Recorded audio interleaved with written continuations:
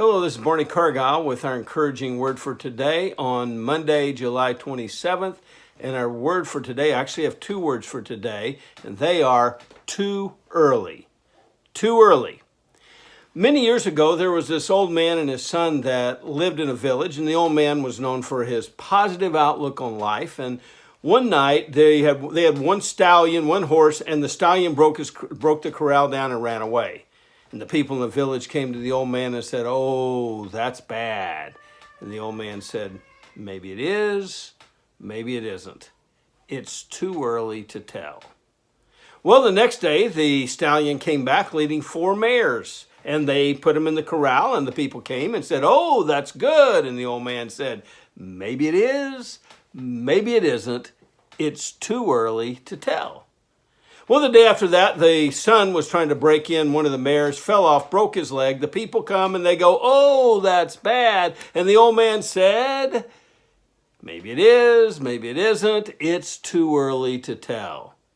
The day after that, the king sent his soldiers around and took all the young men out of the town because he was having a war, except for the son that had broken his leg. And the people come and say, "Oh, well, that's good." And by now you can figure out the old man's reply. Now there's a story in the Bible, that's a great lesson, by the way, that when we're in the middle of a situation, it really is too early to tell what God's going to bring out of it. He promises us all things work together for good in Romans 8:28.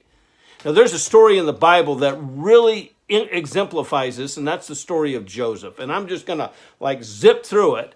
But basically, the story starts in Genesis 37, where we see Joseph is his father Jacob's favorite son. His brothers hate him, 11 brothers, and they sell him as a slave down in Egypt. And so he becomes this man named Potiphar. He's his master. He eventually becomes his chief manager over all his property and everything.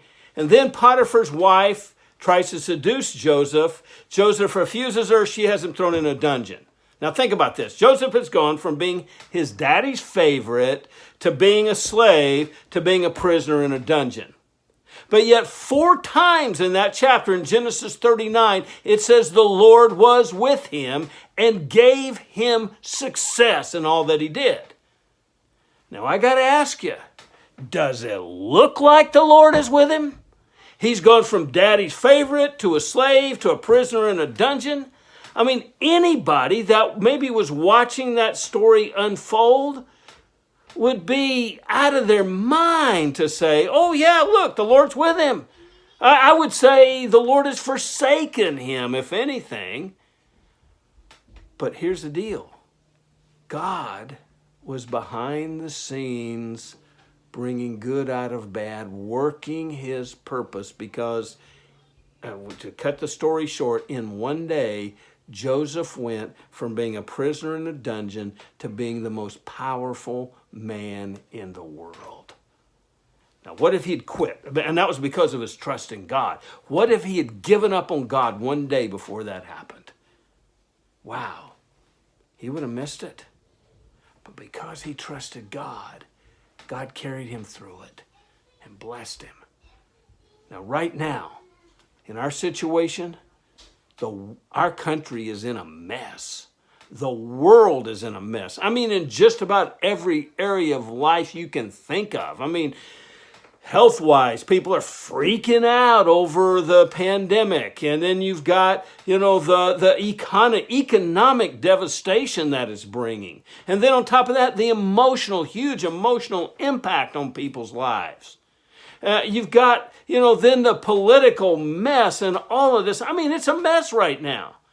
And we're ready to go, "God, where are you?" I got to tell you, just like the story of the old man and just like the story of Joseph, we need to remember it's too early to tell. God is behind the scene at work right now, and we need to trust him, just like Joseph did. We need to surrender to God our circumstances, surrender to God's timing, surrender to God's ways, and trust him, because it really is too early to tell.